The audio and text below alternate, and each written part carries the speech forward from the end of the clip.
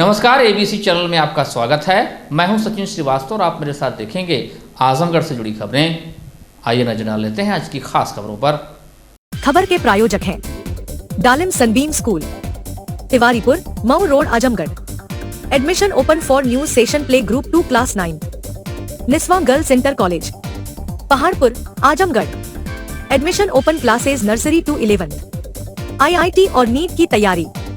आकाश auto agency, Mahindra last mile mobility के अधिकृत dealer, Kartalpur bypass road, Azamgarh. Sarvodaya public school, Harbanshpur, Azamgarh. Admission open classes nursery to 9 and 11। Sai international school, Pura Pandey Bhaduli Bazar, Azamgarh. Admission open nursery to class 9th and 11th। Paradise international school, Hira Patti, Azamgarh. Admission open play group 2 class 9th। और lifestyle furniture, Belanadi, Azamgarh.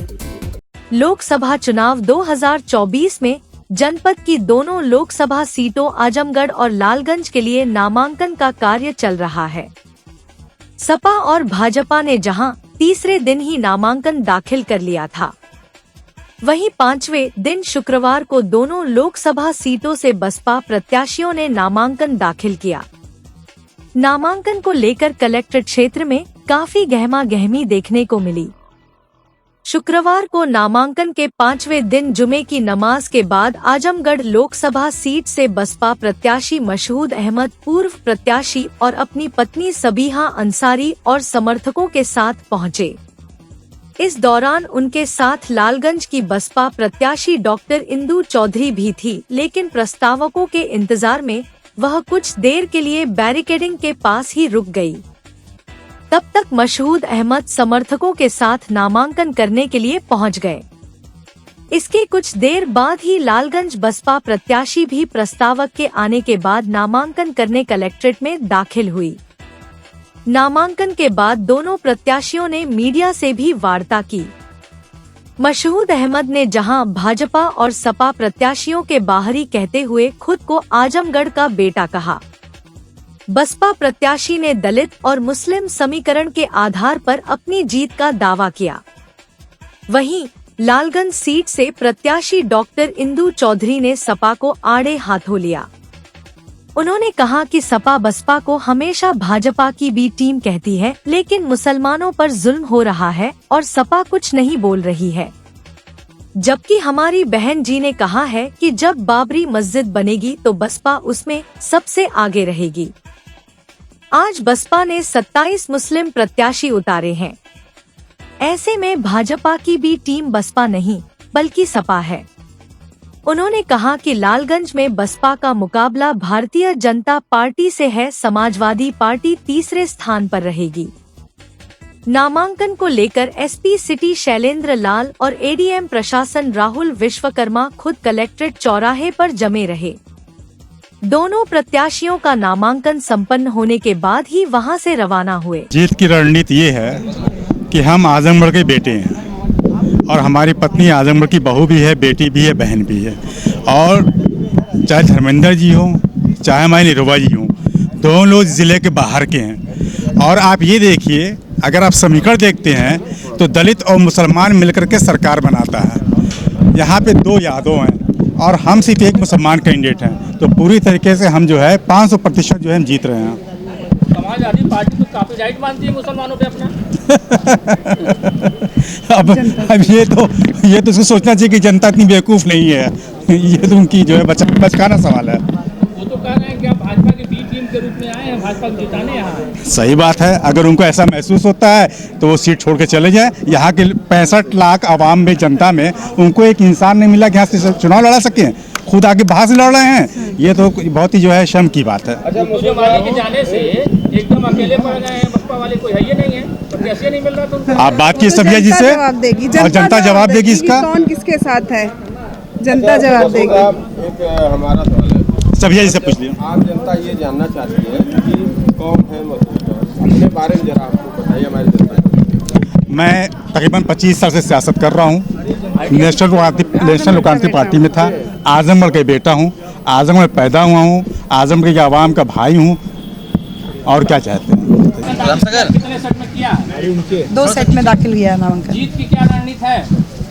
जीत की क्या रणनीति है? जो जनता का लोकप्रिय सांसद होने जा रहा है तो जीत ही जीत है, क्योंकि जनता का बहुत प्यार और सम्मान मिल रहा है। उसी से पूरा आशा है कि ये जनता क्योंकि चुनाव लड़ रही है तो आशा पूरी है कि ये चुनाव हम ही जीतेंगे। समाजवादी पार्टी कह रही है कि भाजपा की बी टीम के रूप में काम कर रही है।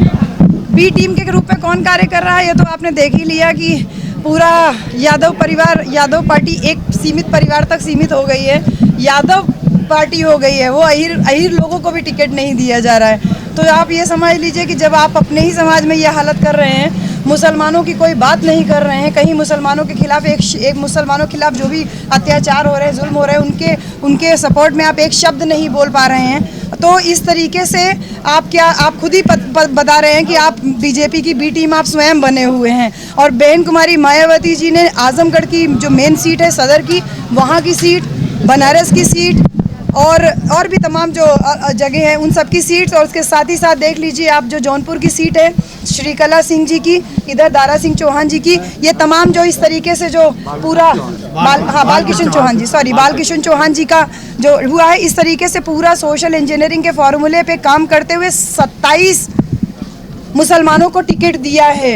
ऐसे दशा में जहाँ पे ऐसा समय समाज में जहाँ पे मुसलमानों के खिलाफ कोई बोल नहीं रहा है, मुसलमानों के जो सपोर्ट में केवल और केवल बहुजन समाज पार्टी ही दिखाई दे रही है। बहन कुमारी मायावती जी के ऊपर पूरे मुस्लिम समाज को भरोसा जताना चाहिए कि आप 18% हो करके भी क्यों माइनॉरिटी बने हुए हैं। आप बहुजन समाज पार्टी के सहयोग में आइए। बहन कुमारी मायावती जी ने खुल करके कहा है कि हम हमेशा मुस्लिम समाज के साथ में हैं, और माननीय आकाश आनंद जी हमारे राष्ट्रीय कोऑर्डिनेटर हैं, उन्होंने स्वयं ये कहा है कि बाबरी मस्जिद जब बनेगी तो हम उसमें सबसे पहले आगे पहल करके आएंगे। तो ऐसे में जो ये प्रश्न है कि बी टीम, भाजपा की बी टीम सही मायने में तो समाजवादी पार्टी है, बहुजन समाज पार्टी अकेले दम पे लड़ करके ये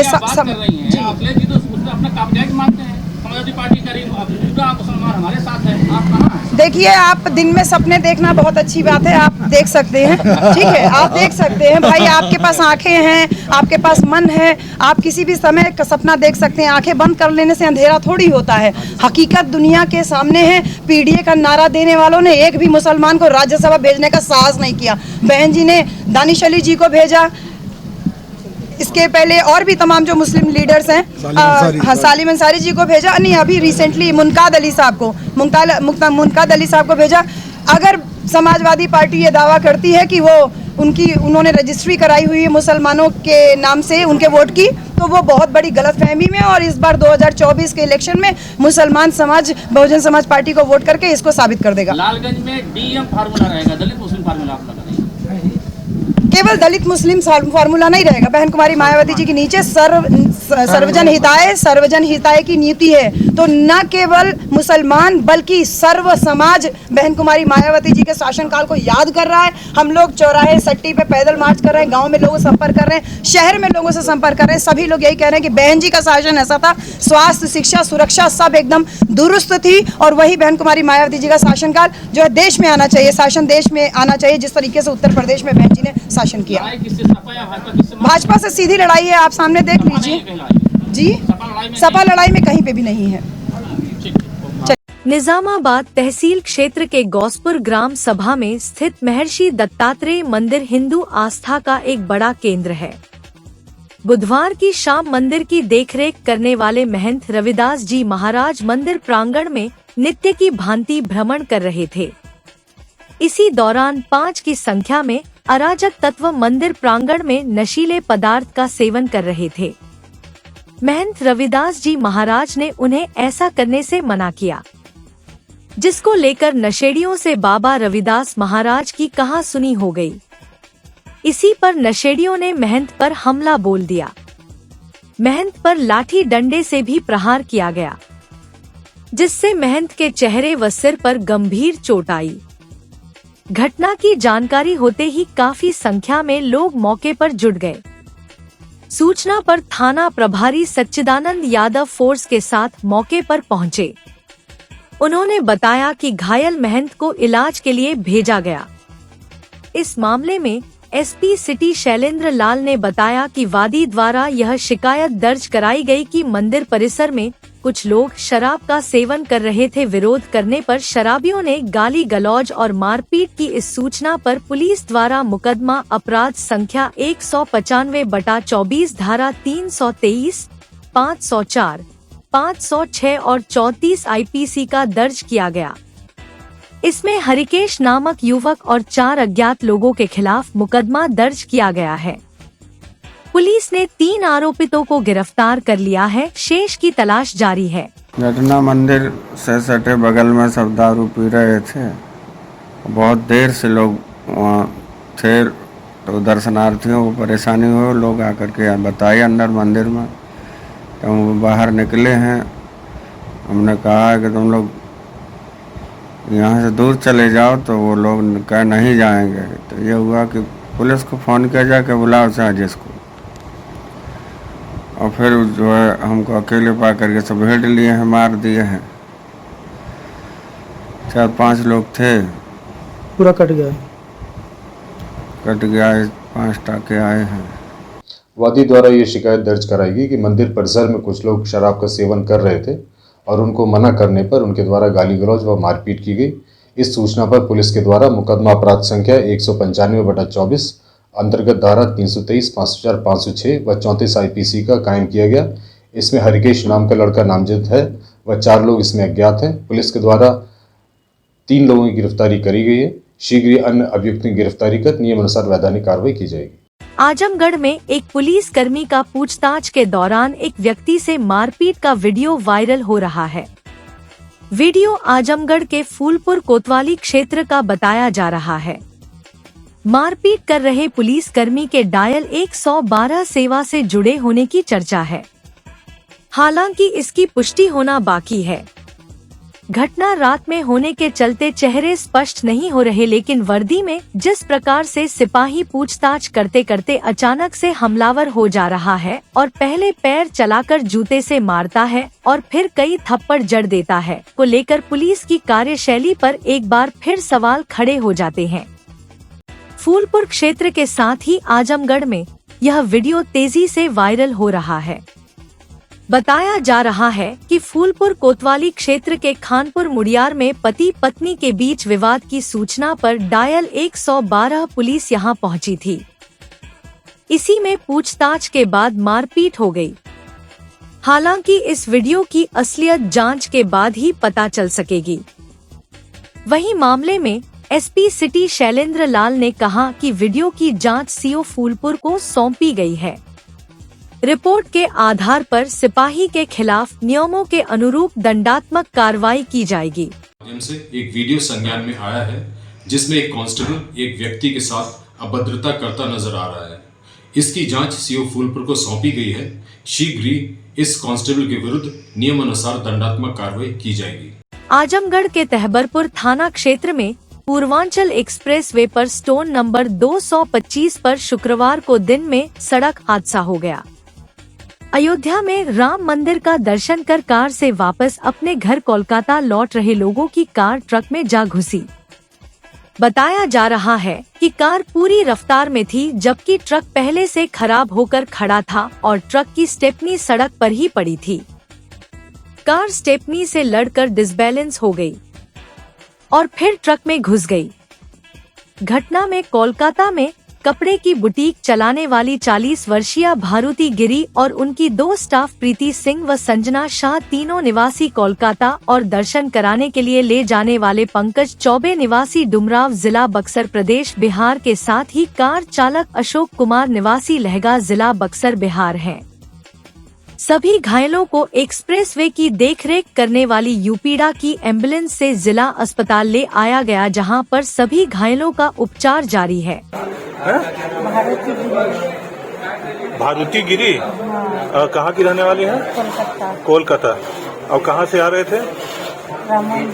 राम मंदिर दर्शन करके वापस घर जा रहे थे। और पूर्वांचल एक्सप्रेसवे पे एक्सीडेंट हुआ था, ट्रक में घुस गई आपकी कार। अच्छा अच्छा, ठीक है। तो आप लोग 5 लोग, ड्राइवर को लेकर 5 लोग थे। स्टेपनी गिरी थी रोड पे, क्या हुआ? उसमें डिसबैलेंस होकर गाड़ी घुस और 2 लोग महिलाएं जो हैं वो आपकी स्टाफ हैं, 2 लोग उसमें आप लोग घुस गई गाड़ी? घुसी नहीं, उसका पीछे से जो स्टेपनी होता है वो खुल के गिर गया रोड पे और हमारी चक्का उस पे चढ़ गई। चढ़ गई और उसके बाद गाड़ी डिसबैलेंस होकर उसमें घुस गई? डिसबैलेंस हो गई, फिर हमारी टर्न होते होते उससे थोड़ा सा कर्व होकर लग गई। आप लोग 5 लोग थे उसमें? हम लोग 5 ड्राइवर समेत? जी जी। जिले में national eligibility and entrance test NEET की परीक्षा रविवार को आयोजित की जाएगी। परीक्षा को लेकर सभी तैयारियां पूरी कर ली गई है। जिले में कुल 14 परीक्षा केंद्रों पर नीट की परीक्षा आयोजित की जाएगी। परीक्षा एक पाली में होगी। हर साल मेडिकल कॉलेजों में प्रवेश के लिए राष्ट्रीय परीक्षा एजेंसी नीट की परीक्षा ऑफलाइन मोड में आयोजित कराती है। रविवार को आयोजित होने वाली परीक्षा में जिले में 8,224 परीक्षार्थी भाग लेंगे। परीक्षा के लिए जिले में कुल 14 केंद्र बनाए गए हैं। हर केंद्र में एक सेंटर मजिस्ट्रेट की नियुक्ति की गई है और 2 ऑब्जर्वर तैनात किए गए हैं। परीक्षा दोपहर 2 बजे से शाम 5:20 तक होगी।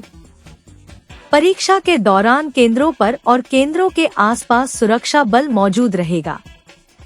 साथ ही केंद्रों के आसपास कॉपी व किताब सहित इंटरनेट, फोटोस्टेट व लाइब्रेरी भी बंद रहेगी।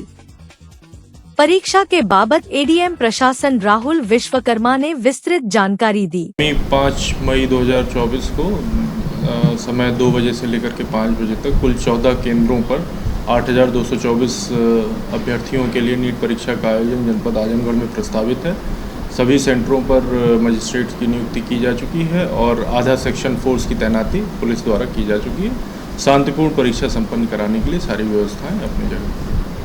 अंतर्राष्ट्रीय स्तर पर सेवा के क्षेत्र में कार्य करने वाली संस्था इनर व्हील क्लब की आजमगढ़ शाखा द्वारा सामाजिक गतिविधियों में नए आयाम स्थापित किए जा रहे हैं। क्लब पदाधिकारियों द्वारा लगातार जनसेवा समाज सेवा के कार्य किए जा रहे हैं। Inner wheel club of Azamgarh द्वारा अपने स्वच्छ भारत हरा भरा आजमगढ़ एवं just for zero waste project के तहत गुरुवार को अग्रसेन महिला महाविद्यालय में विभिन्न जागरूकता कार्यक्रम के अतिरिक्त स्वच्छता के प्रति भी छात्राओं को जागरूक किया गया। प्रेसिडेंट अमित लता सिंह द्वारा बच्चों को गीला सूखा कचरा और डस्टबिन के इस्तेमाल के बारे में बताने के साथ ही बच्चों को पानी और खाना बर्बाद न करते हुए प्लास्टिक को कम उपयोग करने कहा गया।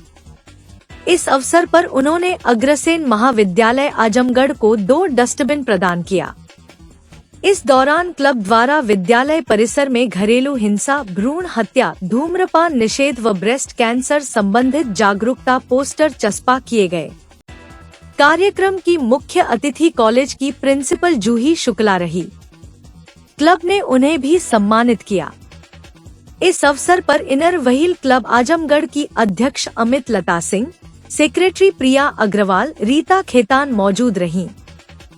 इस दौरान क्लब की पदाधिकारियों ने कहा कि स्वच्छता से स्वास्थ्य का बहुत संबंध होता है।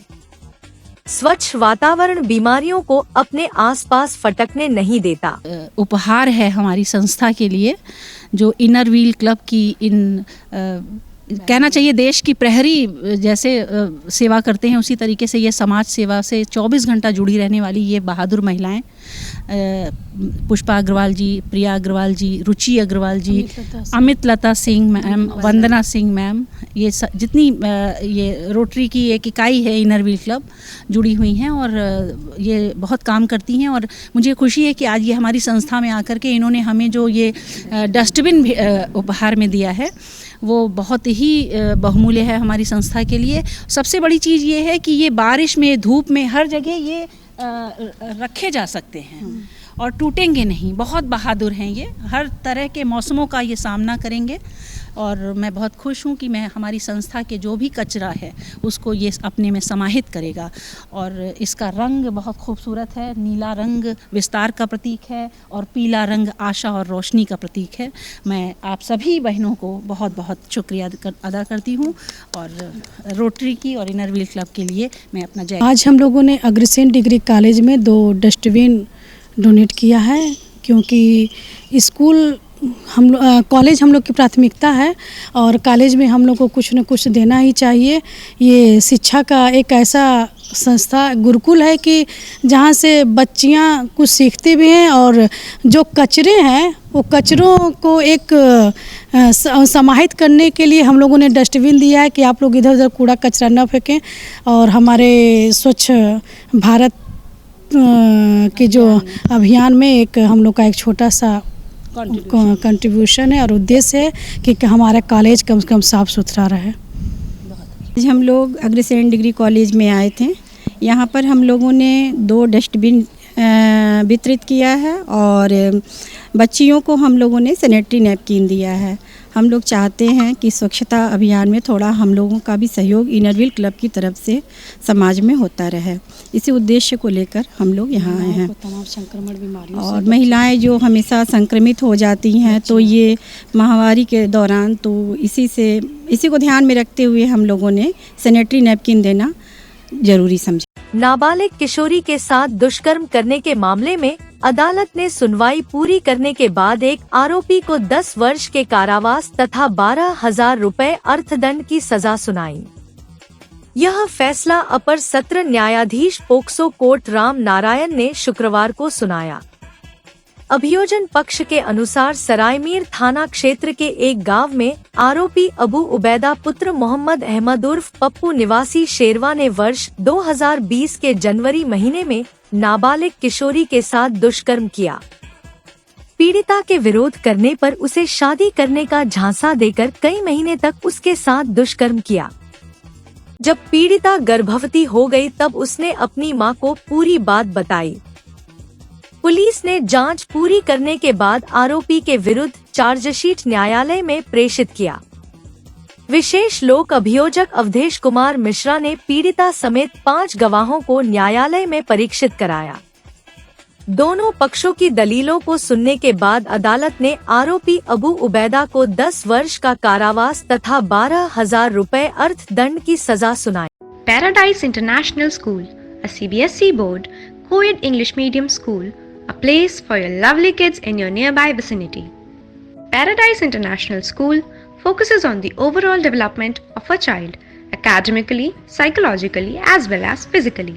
It focuses on sports activity to bring best out of every child by training their minds and body for competitive environment. Admission open for playgroup to class 9th, CBSE board.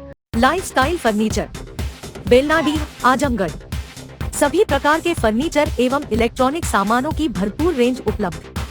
हमारे यहाँ EMI की सुविधा 0% ब्याज पर उपलब्ध। Electronic सामानों में LED TV, refrigerator, washing machine, air conditioner, air cooler, deep freezer, water cooler, mixer juicer, iron, fan, induction, battery, inverter, electric geyser, gas geyser, आटा चक्की इत्यादि। फर्नीचर के सामानों में बेड, गद्दा, सिंगारदान, अलमीरा, sofa, table, chair, rack, stool, संदीली, सीढ़ी, डाइनिंग टेबल, झूला आदि। शादी विवाह की हो तैयारी या ऑफिस और घर के लिए सामानों की करनी हो खरीदारी, पहुँचिए lifestyle furniture, Belanadi, Azamgarh. Dalim Sunbeam school, Tiwaripur, Mau road, Azamgarh. Admission open for new session, play group to class 9। Special features: smart class available, science, computer lab and library, indoor and outdoor sports facilities, experienced teachers, monitoring with CCTV camera, transport facility. Give your child a quality education. Dalim Sunbeam School, Tiwaripur, Mau Road, Azamgarh. Niswa girls college Paharpur Azamgarh के सबसे पुराने colleges में से एक है, जो 1938 से विज्ञान, वाणिज्य, कला के क्षेत्र में उत्कृष्ट शिक्षा प्रदान कर रहा है। इसने कक्षा 9वीं से 12वीं तक IIT और नीट की तैयारी के लिए ग्रेविटी इंस्टीट्यूट लखनऊ के साथ इंटीग्रेटेड कक्षाएं भी शुरू की हैं। कक्षा नर्सरी से 11वीं तक प्रवेश खुला है। उच्च अनुभव वाले शिक्षकों के साथ उत्कृष्ट शिक्षण पद्धति, पूर्ण सुसज्जित कंप्यूटर लैब, पुस्तकालय और विज्ञान प्रयोगशाला, 24/7 CCTV निगरानी, पावर बैकअप। न्यू एडमिशंस के लिए फॉर्म और प्रोस्पेक्टस अवेलेबल है, तो जल्दी करें। साई इंटरनेशनल स्कूल, पूरा पांडे, निकट RTO ऑफिस, भदरी बाजार, Azamgarh. ICSE board new Delhi से मान्यता प्राप्त। प्रत्येक क्लास में स्मार्ट क्लास की व्यवस्था, सुव्यवस्थित साइंस और कंप्यूटर लैब्स, इंडोर और आउटडोर स्पोर्ट्स फैसिलिटीज, पूरे सिटी में वाहन की सुविधा। Admission open for new session nursery to class 9 and 11। Sai international school Pura Pandey निकट RTO ऑफिस बदली बाजार Azamgarh. Sarvodaya Public School near RTO office Harbanspur Azamgarh, affiliated to CBSE, admissions open from classes nursery to 9 and 11, जहां है highly experienced faculty, advanced labs, magnificent library, huge playground with lush green campus, separate ground for pre-nursery, separate classes available for girls and boys. We also organize sports, music, smart classes, and many more facility available. Akash auto agency, Mahindra last mile mobility के अधिकृत dealer, Kartalpur bypass road, Azamgarh. Mahindra 3 wheeler electric passenger वाहन Treo Yaari, Treo auto और Treo plus. एक बार charge कीजिए और करिए 150 kilometre तक का लंबा सफर। बैटरी पर 5 साल की वारंटी। इलेक्ट्रिक माल वाहक जोर grand PU half. Acid battery में अल्फा सुपर और अल्फा कार्गो वाहन। डीजल माल वाहन महिंद्रा जीतो, डीजल 3 व्हीलर माल वाहन अल्फा प्लस लोडर।